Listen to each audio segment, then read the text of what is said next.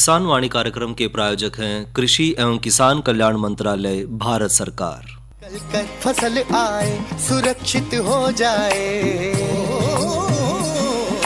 फसल बीमा से हर किसान अब आत्मनिर्भर हो जाए। संकट के समय प्रधानमंत्री फसल बीमा योजना किसानों के लिए वरदान है। अब सूखा पड़े या बाढ़ आ जाए कोई डर नहीं, अब ओले पड़े या कीट पतंगे फसल खा जाए कोई फिक्र नहीं, क्योंकि हमने लिया है प्रधानमंत्री फसल बीमा। बुआई से फसल कटाई तक हर जोखिम का दावा, न्यूनतम प्रीमियम पर अधिकतम भुगतान का वादा। योजना से हर साल जुड़ रहे हैं 5 करोड़ से ज्यादा किसान। अब आपकी है बारी। नजदीकी कृषि कार्यालय, सहकारी समिति, बैंक शाखा, अधिकृत बीमा कंपनी या जन सेवा केंद्र में स्वेच्छा से करा सकते हैं पंजीकरण। फसल बीमा पोर्टल या फसल बीमा ऐप द्वारा भी कराया जा सकता है पंजीकरण। प्रधानमंत्री फसल बीमा योजना, आपकी फसलों का संपूर्ण सुरक्षा कवच। कृषि एवं किसान कल्याण मंत्रालय, भारत सरकार। किसान वाणी कार्यक्रम सुनिए सारे बाण भाइयों ने विनोद भाई की राम राम। किसान भाइयों, आज किसान वाणी कार्यक्रम में चर्चा करेंगे ज्वार का मोटे अनाज के रूप में महत्व पे, और साथ में लेंगे भाइयों जानकारी आज की नसीहत के तहत भैंसों में नए दूध ना होने की समस्या और उसके बचाव पे, और लेंगे भाइयों जानकारी ग्रीन हाउस का सब्जी उत्पादन में महत्व पे, और साथ में भैया का करवाओगे मनोरंजन, और दूसरे जो समसायिक विषय हैं उन पे भी करेंगे चर्चा। तो करें भाइयों चर्चा ज्वार का मोटे अनाज के रूप में महत्व पे। किसान भाइयों, वैसे तो ज्वार अपने देश प्रदेश में पर्याप्त मात्रा में हुआ है, लेकिन ज्वार के फायदे बहुत हैं, क्योंकि ज्वार जो है पोषक तत्वों तो भरपूर अनाज है, और ज्वार में भाइयों कई तरह के जो विटामिन हैं, खनिज हैं, एंटीऑक्सीडेंट हैं, वो पर्याप्त मात्रा में पाए जाए हैं। और मुख्य रूप तो भाइयों जैसे कार्बोहाइड्रेट है, क्योंकि ज्वार जो है कार्बोहाइड्रेट का बहुत अच्छा स्रोत है, जो शरीर खातर जो शुरुआती ऊर्जा है वो प्रदान करने का काम करे है। साथ ही ज्वार भाइयों प्रोटीन का भी एक अच्छा स्रोत माना जावा है, जो मांसपेशियों में बढ़ोतरी और मरम्मत करने का काम भी करे है। साथ ही ज्वार भाइयों आहार में हमारे जो खाने हैं उसमें फाइबर की मात्रा भी बढ़ावा है, और जो पाचन स्वास्थ्य है उसका समर्थन करके कई तरह की जो बीमारी है उनके जोखिम ने कम करे है। साथ ही ज्वार में कई तरह के विटामिन भी पाए जाए हैं, और इसमें खास तौर पर थायमीन, नियासिन और राइबोफ्लेविन और विटामिन B6 पर्याप्त मात्रा में पाए जाए हैं। ज्वार भाइयों लोहा, फास्फोरस, मैग्नीशियम और पोटाशियम समेत कई सारे खनिज जो तत्व हैं उन तभी भरपूर है। साथ ही ज्वार में भाइयों टैनिन और फेनोलिक यौगिक कई तरह के जो एंटीऑक्सीडेंट हैं वो भी पर्याप्त मात्रा में पाए जाए हैं, जो कि शरीर को जितना भी शरीर में विष है उसने बाहर निकालने का काम करे हैं, और साथ ही साथ जो सूजन है शरीर में उससे भी बचाव है, और साथ साथ जो तनाव भी कई तरह का देखा जावा है तो तनाव से भी बचाव का काम करे है। इसके जो पोषण मूल्य हैं उसके अलावा ज्वार में जो ज्वार है वो लस मुक्त भी है। लस मुक्त का मतलब भाइयों जो लोग जो है अनाज के प्रति जिनमें एलर्जी है कि वो अनाज नहीं खा पाते, तो उन खातर जो है ज्वार एक बहुत बढ़िया विकल्प है, क्योंकि ज्वार के आटे में लस नहीं होता, इसलिए वो लोग भी इसने आसानी से खा सकते हैं जिनको अनाज से एलर्जी है। तो ज्वार कई प्रकार के स्वास्थ्य लाभ हमने देवा है, और पाचन जो स्वास्थ्य है उस खातर तो ये बहुत बढ़िया है, क्योंकि आहार में जो फाइबर है वो ज्वार में बहुत ज़्यादा मात्रा में पाया जावा है, जो पाचन स्वास्थ्य का समर्थन करे है, और जो नियमित हम मल त्याग करे हैं उसने भी बढ़ावा देने में मदद करे है। इससे पेट साफ रहे है, और पेट साफ रहे तो उससे जो है कई तरह की जो बीमारियां हैं उन तक हमारा बचाव हो जाए। साथ ही साथ जो फाइबर है वो कई तरह के जो हमारे अंदर रोग बढ़ते हैं उन रोगों को रोकने की क्षमता रखा है। साथ ही कोलन कैंसर जैसी जो कुछ पाचन संबंधी जोखिम है उनने भी कम करने में मदद करा है। इसके अलावा भाइयों कोलेस्ट्रॉल के स्तर ने भी कम करा है, क्योंकि ज्वार में ऐसे यौगिक पाए जाए हैं जो रक्त में कोलेस्ट्रॉल के स्तर ने कम करने में मदद करे हैं, जिससे हृदय रोग है या कोई बार स्ट्रोक जो है आने की जो जोखिम है उनकी संभावना भी कम हो जाए। साथ ही हड्डियों के लिए भी स्वास्थ्य का जो ज्वार है वो समर्थन करा है, क्योंकि ज्वार में मैग्नीशियम, फास्फोरस और कैल्शियम समेत कई तरह के जो खनिज और पोषक तत्व हैं वो भरपूर मात्रा में है, जो हड्डियों के स्वास्थ्य खातर बहुत बढ़िया है। साथ ही साथ जो ऑस्टियोपोरोसिस जैसे जो जोखिम है, हड्डियों की जो बीमारी है उसको भी कम करने में ये मदद करे है। इसके अलावा भाइयों जो ज्वार है वो शरीर में जो शक्कर की मात्रा है उसने भी नियंत्रित करा है, और ज्वार में यानी कि कहने का मतलब है जो रक्त शर्करा है उसमें जो तेजी अगर बढ़ोतरी हो रही है तो उसने रोकने की भी ये क्षमता रखा है। साथ ही साथ जो लोग मधुमेह के शिकार हैं या फिर मधुमेह होने की संभावना उनमें बहुत ज़्यादा है, तो ऐसी स्थिति में अगर हम ज्वार का सेवन करेंगे तो मधुमेह जो रोग है या जो रक्त में जो शर्करा की मात्रा है वो हम कम कर सके हैं एक बहुत ज़्यादा हद तक। साथ ही साथ जो ज्वार है वो एंटीऑक्सीडेंट का भी एक बहुत बड़ा स्रोत है, क्योंकि जो शरीर में रोग है उन रोगों को कम करने की क्षमता, हमारे शरीर की रोग प्रतिरोधक क्षमता बढ़ाने की क्षमता रखा है ज्वार। क्योंकि ज्वार में भाइयों टैनिन और फेनोलिक यौगिक सहित जो है कई एंटीऑक्सीडेंट पाए जाए हैं जो शरीर ने जो ऑक्सीडेटिव तनाव है या जो सूजन है उससे बचाने में मदद करे है। साथ ही साथ भाइयों ज्वार जो है वो वजन घटाने में भी बहुत बढ़िया है। यह उन लोगों के लिए ज़्यादा मददगार साबित हो है जो वजन कम करने की कोशिश कर रहे हैं और वजन कम नहीं हो पा रहा है। तो अगर हम ज्वार का सेवन करेंगे तो उससे जो है मोटापे की जो समस्या है उसको काफ़ी हद तक जो है हम मुक्ति पा सकते हैं।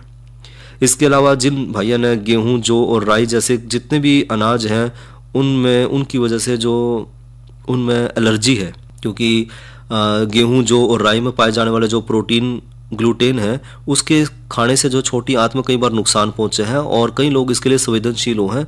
तो ऐसे में भी जो है उन अनाजों का परहेज करके हम ज्वार का अगर सेवन करेंगे तो वो बहुत बढ़िया रहेगा। इसके अलावा भाइयों ज्वार के और भी दूसरे कई उपयोग हैं, क्योंकि ज्वार एक बहुमुखी अनाज है जिसका हम कई अलग अलग तरीके से उपयोग कर सकते हैं। जिस तरह मानव खपत के लिए तो है, क्योंकि ज्वार का उपयोग हम खाद्यान्न के रूप में कर रहे हैं और इससे जो आटा हम बनाए हैं उस आटे से कई तरह के हम अलग अलग तरह की चीज़ें बना सकते हैं। जिस तरह ब्रेड हो गया, मफिन हो गया, पैनकेक हो गया, इस तरह के कई सारे उत्पाद हम जो है ज्वार तय ले सके हैं। साथ ही पशु चारे के रूप में हम ज्वार का इस्तेमाल कर सकते हैं, क्योंकि जो ज्वार है उसमें बहुत सारे पोषक तत्व हैं जो पशुओं खातर भी बहुत बढ़िया है। खासतौर पर मुर्गी है, सुअर है, जो हमारे मवेशी हैं उनके चारे के अनाज के रूप में भी हम ज्वार ने इस्तेमाल कर सके हैं। इसके अलावा मिठास के रूप में, क्योंकि सोरगम सिरप और जो सोरगम सिरप है वो एक प्राकृतिक स्वीटनर है जिसका उपयोग हम बेकिंग और खाना पकाने खातर भी कर सकते हैं। और साथ ही साथ जो पेन केक है और जो वफल हैं उन तैयार करने खातर भी हम इसने एक तरह से इस्तेमाल कर सके हैं। तो ये तो भाइयों बात करी कि ज्वार जो है वो एक मोटे अनाज के रूप में हमारे लिए कितना महत्वपूर्ण है, क्योंकि इसमें कार्बोहाइड्रेट है, प्रोटीन है, इसमें फाइबर है, इसमें विटामिन है, इसमें खनिज है, इसमें एंटीऑक्सीडेंट है और साथ ही साथ इसमें जो अनाज के प्रति संवेदनशील लोग हैं उनसे भी बचाने की जो इसमें क्षमता है। तो ये तो क्या भाइयों जिक्र मोटे अनाज के रूप में ज्वार के महत्व। कृषि और पशुपालन भारतीय अर्थव्यवस्था का आधार और आत्मा है। हमारे अन्नदाता जहां एक ओर अपने कठोर परिश्रम से अनाज उगाकर खाद्य सुरक्षा सुनिश्चित करते हैं, वहीं पशुपालन के जरिए अपनी आय भी बढ़ाते हैं। माननीय प्रधानमंत्री श्री नरेंद्र मोदी जी के नेतृत्व में सरकार इन दोनों क्षेत्रों को सशक्त बनाने के लिए लगातार प्रयासरत है। इस दिशा में उल्लेखनीय कार्य करते हुए प्रधानमंत्री किसान सम्मान निधि योजना के तहत छोटे और सीमांत किसानों को सालाना 6,000 रुपए की मदद की जाती है, जिससे 11 करोड़ से अधिक किसान परिवारों को अब तक 3.25 लाख करोड़ रुपए से अधिक की सहायता मिली है। पीएम किसान सम्मान निधि भारत के किसानों का बहुत बड़ा संबल बनी। उनके छोटे छोटे खर्चों के लिए ये किसान सम्मान निधि बहुत काम आ रही। पीएम किसान की 18वीं किस्त के रूप में आज प्रधानमंत्री द्वारा 9 करोड़ 40 लाख से अधिक पात्र किसानों को 20,000 करोड़ से अधिक की धनराशि सीधे उनके बैंक खातों में ट्रांसफर की जा चुकी है। इसी के साथ नमो शेतकरी महासम्मान निधि की भी 5वीं किस्त जारी की जा चुकी है, जिसमें महाराष्ट्र के 91 लाख से अधिक किसानों को 2,000 करोड़ से अधिक का अतिरिक्त लाभ मिलेगा। भारत सरकार की ऐतिहासिक 10,000 FPO योजना के अंतर्गत 9,000 से अधिक FPO का पंजीकरण सफलतापूर्वक संपन्न हो चुका है, जिनमें करीब 23 लाख मेहनतकश किसान शामिल हैं। प्रधानमंत्री नरेंद्र मोदी जी द्वारा 2020 में शुरू की गई एग्रीकल्चर इंफ्रास्ट्रक्चर फंड के तहत किसानों को 2 करोड़ रुपए तक की वित्तीय सहायता दी जाती है, जिससे विकसित भारत की आधुनिक कृषि अवसंरचना का विकास हो रहा है। वर्तमान सरकार गठन के 100 दिनों के भीतर 6,500 करोड़ की लागत से 10,000 से अधिक परियोजनाओं को मंजूरी मिली है। इसी अवधि में 7,516 परियोजनाएं पूरी हुई, जिसमें 1,929 करोड़ रुपए की स्वीकृत राशि शामिल है। भारत सरकार के राष्ट्रीय गोकुल मिशन के अंतर्गत देशी नस्ल के गायों एवं भैंस की गुणवत्ता में तेजी से सुधार एवं दूध उत्पादन में लगातार बढ़ोतरी से देश में श्वेत क्रांति द्वितीय चल पड़ी है। इसी क्रम में प्रधानमंत्री नरेंद्र मोदी जी के आत्मनिर्भर भारत के आह्वान से 2 बड़े कदम आज देश को समर्पित किए जा रहे हैं। गौ सॉर्ट स्वदेशी सेक्स सॉर्टिंग तकनीक से बछड़ी पैदा होने की सफलता दर 90% है, जिससे 8 करोड़ डेयरी किसानों को लाभ होगा। राष्ट्रीय गोकुल मिशन के अंतर्गत राष्ट्रीय डेयरी विकास बोर्ड और ICAR NBAGR के साझा वैज्ञानिक कार्यक्रम से विश्व में पहली बार देशी गाय और भैंस में अच्छे नस्ल की त्वरित पहचान के लिए गौ चिप और महिष चिप नामक जेनोमिक चिप तैयार कर लिए गए हैं, जिनसे नस्ल सुधार कार्यक्रम दुगनी तेजी से चल पाएंगे। ये सुविधा कोई भी किसान NDDB के काफ लैब एवं KLDB के लैब से उचित दाम पर ले सकते हैं। प्रधानमंत्री जी के कुशल नेतृत्व में कृषि और पशुपालन के समन्वित विकास से भारत आत्मनिर्भर बन रहा है और सरकार किसानों को सशक्त बनाने के लिए प्रतिबद्ध है।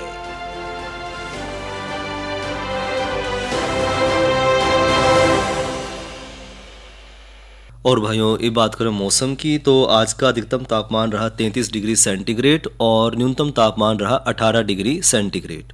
और आने वाले कल का अधिकतम तापमान रहने की संभावना है 31 डिग्री सेंटीग्रेड और न्यूनतम तापमान रहने की संभावना है 18 डिग्री सेंटीग्रेड।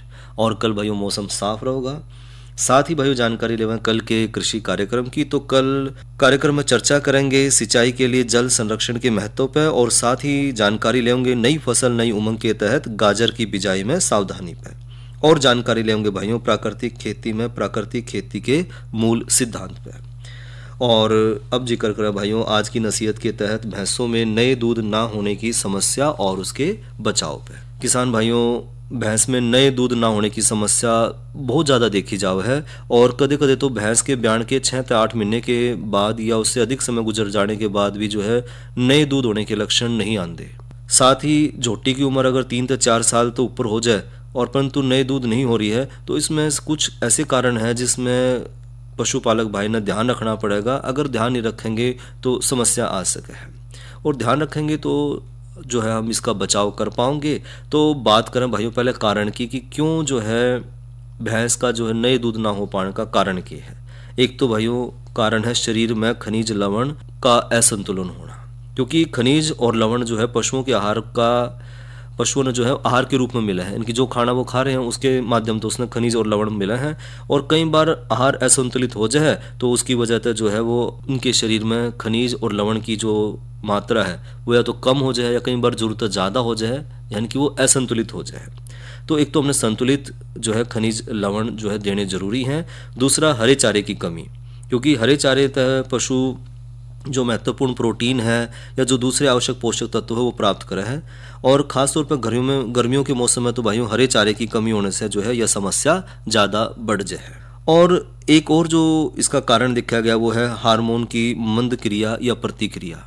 नए दूध के लक्षण भाइयों शरीर में हार्मोन की क्रिया या प्रतिक्रिया के फलस्वरूप आवे हैं और इन हार्मोनों में जब अंडाशय में पूरा अंडा बन जाए तभी जो भैंस है वो नए दूध होने के लक्षण दिखावे है, जैसे कि तार देना है, डोके करना है या जो मादा की उन्नी उसमें लाली आना है, रंभाना है। इस तरह के कई सारे लक्षण जो है पशुधन दिखावा है। और जब पशु के शरीर को ज़्यादा गर्मी का सामना करना पड़ा है या फिर उसके शरीर में जो खनिज या विटामिन या जो लवणों की कमी हो जाए तब जो है हार्मोन की क्रिया और प्रतिक्रिया मंद हो जाए। यानी कि अगर हमने पर्याप्त खाना नहीं दिया है, उसमें पोषक तत्वों की कमी है, ज़्यादा हम धूप में पशु न बांध हैं तो उससे भी जो उसकी हार्मोन की क्रिया या प्रतिक्रिया में जो है कमी आ जाए। और भैंस भाइयों नए दूध के लक्षण या तो दिखाती नहीं या फिर जो लक्षण है वो बहुत ही कम दिखे हैं, जिसने किसान भाई या जो पशुपालक भाई है वो समझ ही नहीं पाता। साथ ही साथ भाइयों इसके जो पशु के शरीर में जो दूसरी समस्याएं आ जाए, कोई बीमारी आ जाए, वो भी इसका एक कारण है। क्योंकि पशु को नए दूध होने के कारण भाइयों उसके शरीर में कई तरह के जो है रोग हैं उन तक मुक्त होना बहुत ज़रूरी है। ख़ास तौर पर जैसे पशु कमज़ोर है तो पशु कमज़ोर है तो उसका कारण है कि वो कम खा रहा है और कम खाने का कारण है कि उसके शरीर में कोई ना कोई बीमारी है जिसकी वजह से कम खा रहा है। तो इस तरह की बातों का हमने ध्यान रखना पड़ेगा।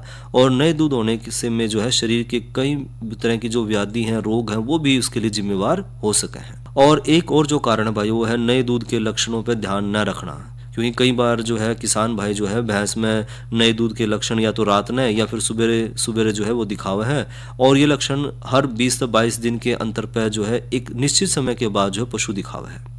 और जोटी में लक्षण और भी जो है थोड़े समय खातर आवे हैं, जिस कारण कई बार पशुपालक भाई जो है वो इतना ध्यान नहीं दे पाते और पशु जो है नए दूध होने तक वंचित रह जाए।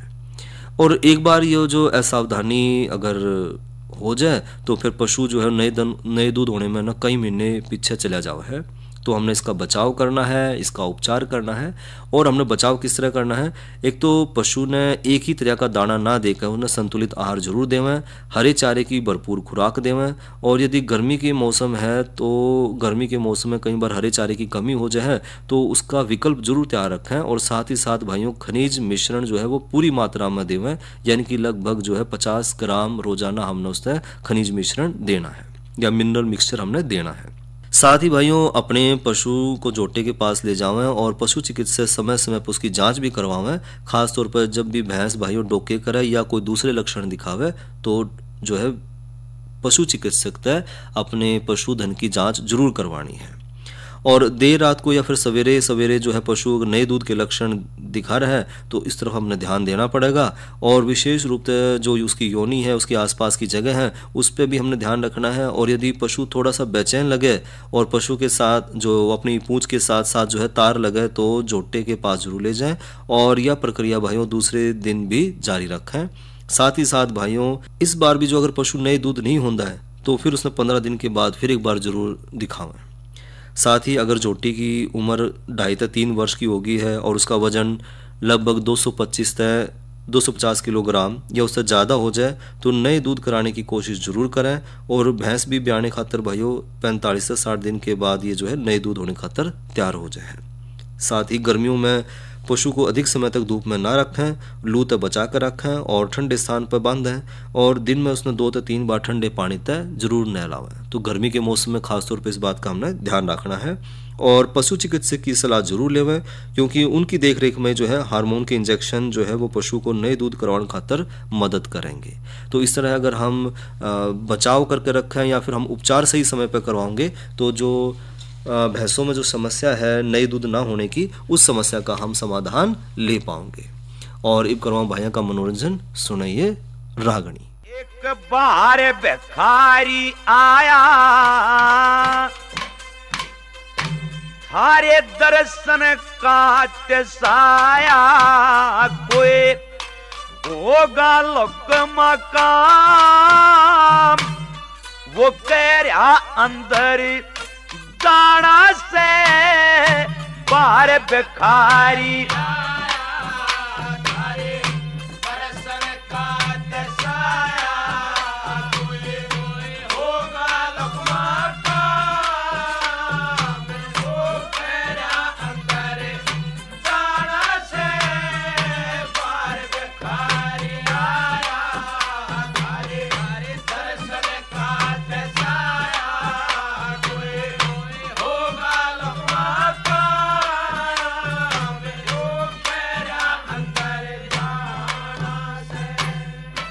बाहर खड़ा कह रहा कृष्ण कृष्ण फेट लूं त जब हो जिया परसन,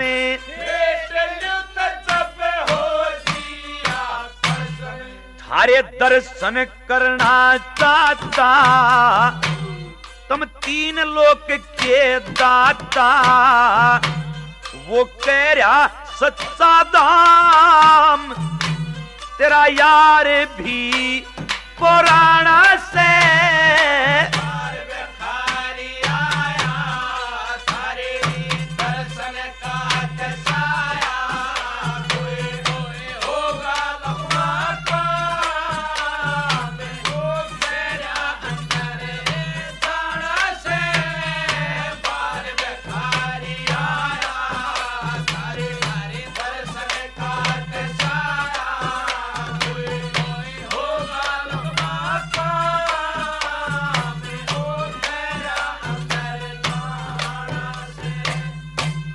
सुंदर चेहरा मीठी बोली,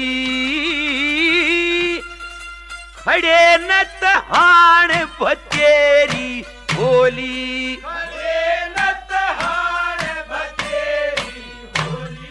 भोली सकल बहुत सर मार्या, माथे पे तिलक चढ़ाया, मन दिखे सुंदर श्याम, उका ब्राह्मण के साथ पाड़ा से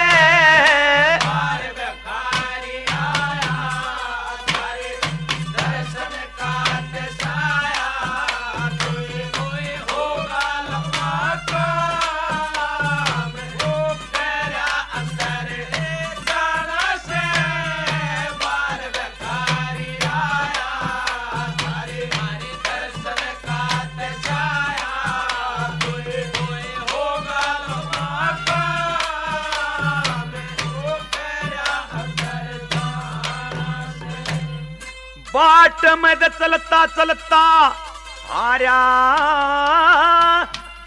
वो प्रभु जी गुण गावे से हारा,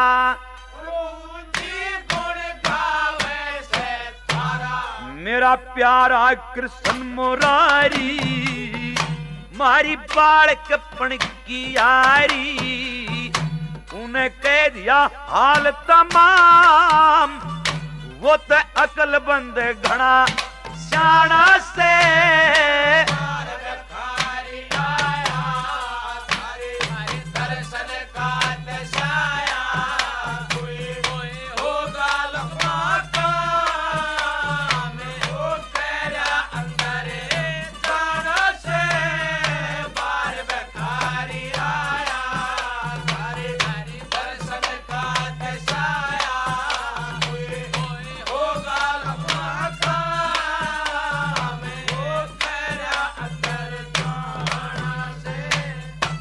जगन्नाथ रटो भवानी मात, सिर पे सतगुरु जी का हाथ, सिर पे सतगुरु जी का हाथ, को बात रात दिन कर जा, फिर आप सबके चर्चा, तेरा सब हो जागा नाम, यो तो सदा उम्र का ताना से बाहर भिखारी आया, थारे दर्शन का दशाया, कोई होगा लकमा का, मैं मेरा अंदर जाना से बाहर भिखारी आया, थारे दर्शन का दशाया,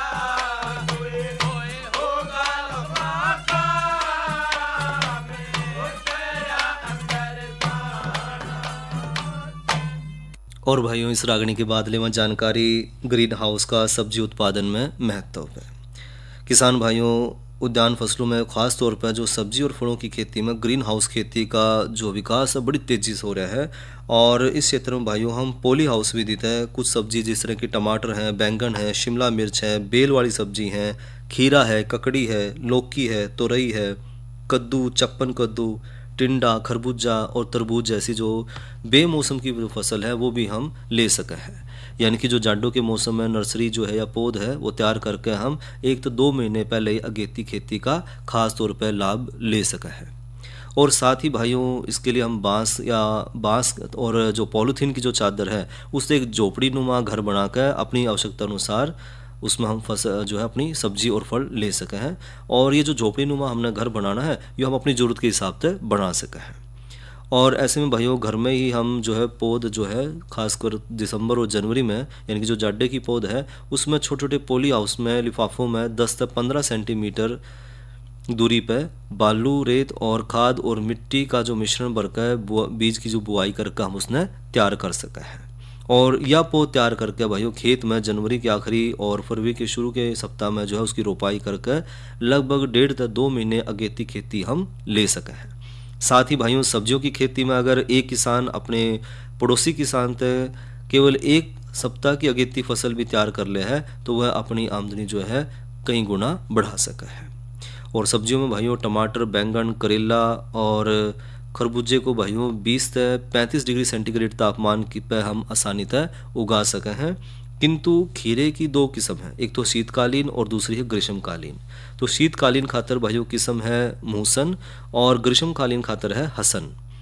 मूसन किस्म भाइयों 15 से 25 डिग्री सेंटीग्रेड पे और हसन जो किस्म है वो 25 से 40 डिग्री सेंटीग्रेड पे अच्छी उपज हमने देवे हैं। तो खीरे और खरबूजों में डोरियों के सहारे हम उन चढ़ा सके हैं। और जो खीरे हैं वो अपरागित प्रकार के हैं, यानी कि जो सभी फूल मादा ही देवे हैं और फल मुलायम, बिना कड़वाहट आला और बीज रहित हो है, जिसने छिलन पर भी हमने जरूरत नहीं पड़ती, हम बिना छिले भी इसने खा सके हैं। और पॉली हाउस में लगाते समय हम कतार की दूरी जो है वो 1.5 मीटर और पौधे की दूरी जो है वो 30 सेंटीमीटर रखें और प्रति एकड़ भाइयों उपज हम इसमें 200 क्विंटल तक ले सके हैं।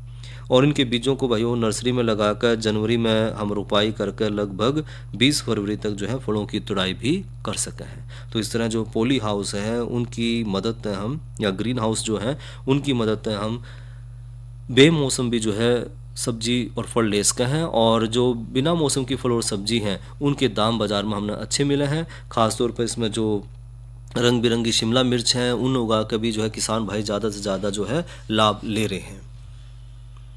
किसान वाणी कार्यक्रम के प्रायोजक थे कृषि एवं किसान कल्याण मंत्रालय, भारत सरकार। अरे अरे अरे क्या कर रहा है? इधर इधर इधर हम बोल रहे हैं तेरे बीजू का। पुतला बोल रहा है? पक्षियों से तो हम खेत को बचा लेते हैं, पर इन घातक रसायनों से कैसे बचाएं? मतलब? देख बेटा, तू जो ये अंधाधुंध रसायन मिलाता है ना, मिट्टी की सेहत बिगड़ने लगी है। और जब माटी ही कमजोर पड़ जाएगी तो उपज कैसे सेहतमंद होगी? अरे पहले ऐसा नहीं था, पूछना अपने बड़े बुजुर्गों से, कैसे फसल लहलहाती थी, शुद्धता झलकती थी। हाँ, माटी भी तंदुरुस्त और लोग भी। अरे पहली वाली बात कहाँ? पर अब तो सब यही डाले हैं। सब नहीं, आज भी लाखों जागरूक किसान परंपरागत विधि से फसल उगा रहे हैं। खर्चा कम और उपज की कीमत भी बेहतर पा रहे हैं। सच है? रे बेटे, एक्सपीरियंस से बता रहे हैं, धूप में बाल सफेद नहीं किए हैं। हाँ। ठीक है भाई, मैं भी आज से जैविक खेती शुरू करूंगा। माटी से प्रेम की परंपरा है, परंपरागत खेती। और भाइयों, किसान वाणी कार्यक्रम का समय यहीं तक। इसी के साथ अपने भाई विनोद ने दो इजाजत। अच्छा भाइयों, राम राम।